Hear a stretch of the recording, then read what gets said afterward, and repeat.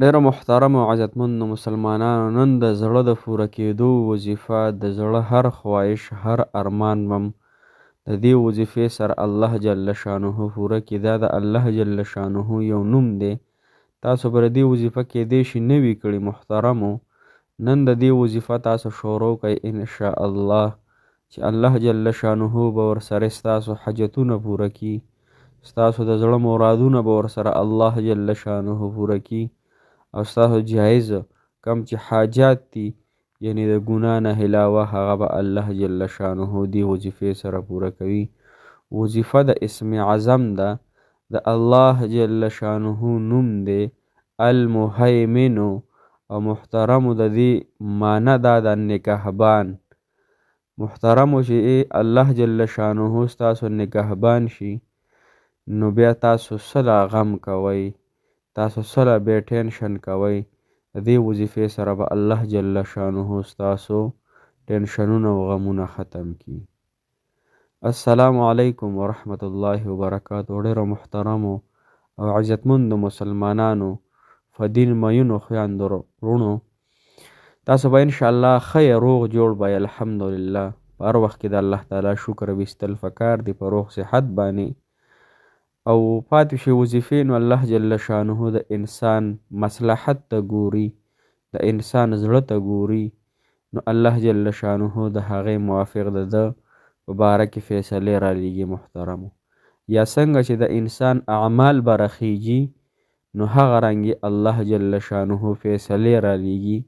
که دا اعمال خراب وي، نو فیصلې هم هغه د په حق کې بیکاره فیصلې راځي، یعنی د غمونو او د پریشانو فیصلې راځي. او که اعمال نیک وي او الله تعالی عبادت ډیر وي، ګناهونه نه وي، نو بیا فیصلې هم هی بهترین راځي، او د الله تعالی د انسان حاجتونه پوره کوي او د زړه مرادونه پوره کوي.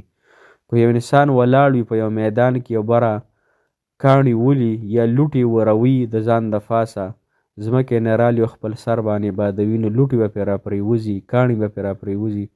که انسان ګلونه شیندي، د پاسه به ګلونه راشیندي. دغه رنګې زموږ د اعمالو هم هغه دارومدار دی، چې موږ څرنګې زندګي تېرو، هغه رنګې الله تعالی فیصلې را لیږي محترمو.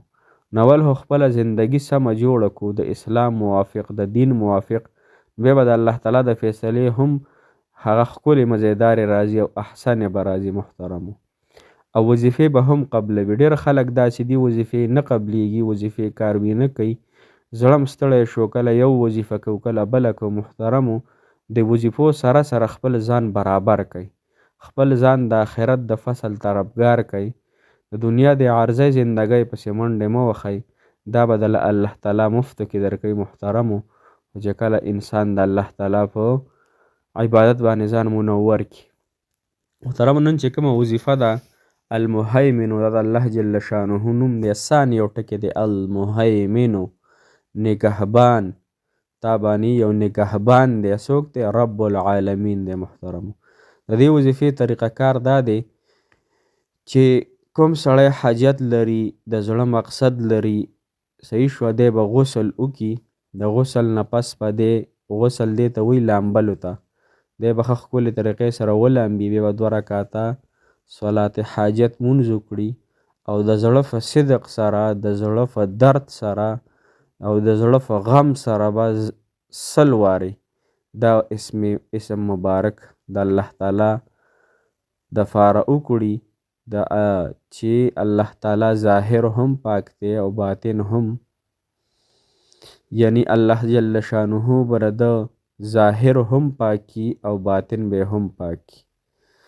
2 رکعته به صلات حاجت مونځ وکړئ، د هغې نه پس په 100 پېرې دا اسم مبارک ووایئ.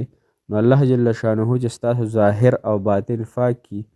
ظاهر دې ته وایي محترمو چې کله ستا جسم دی دا به هم د ګناهونو نه پاک شي، او ستا باطن دننه چې ستا زړه دی، په زړه کې چې څومره وسوسې دي، شیطاني کارونه دي، هغه به هم پاک شي. نو ته چې بیا د الله تعالی نه څه دعا غواړئ، دعا به الله تعالی قبلوي. کومه وظیفه کې الله تعالی به قبلوي. او محترمو، او چوته همت به د انسان له الله جل شانه ورکړي. صحیح شوه، دا خو یو فایده شوه. او کوم سړی چې 15 پیرې المهیمنو ووایي نو الله جل شانه به په پټو شیانو باندې دته به خبر ورکي او دته به اسرار الهي به ورته منکشف شي، یعنی پټ کارونه به ورته الله تعالی معلوموي که یو انسان دله دوکه ورکوي، یو انسان هغه محترمو په کاروبار کې یا په مینه کې یا په واده کې یا دغه رنګې په تجارت کې زراعت کې یو انسان دی معلومول غواړي، نو الله جل شانه به د هغه د ارادو نه او د هغه د خوی وی نه ته معلومه کي او په ده به اسرار الهي به ورته منکشف شي. نو محترمو صرف 15 پیرې به دغې دپاره ووایي. اوس څوک چې دا نوم یو کم 50 پیرې ووایي هغه ته به هیڅ غم نه وي، هیڅ مشکل به ورته نه پیدا کېږي، هیڅ آفتونه مصیبتونه به ورته نه پیدا کېږي. څوک چې دا اسم اعظم همیشه وایي محترمو المهیمنو نو د ټولو مصیبتونو نه محفوظ وي، د ټولو حاجتونه به الله تعالی د پوره کړي.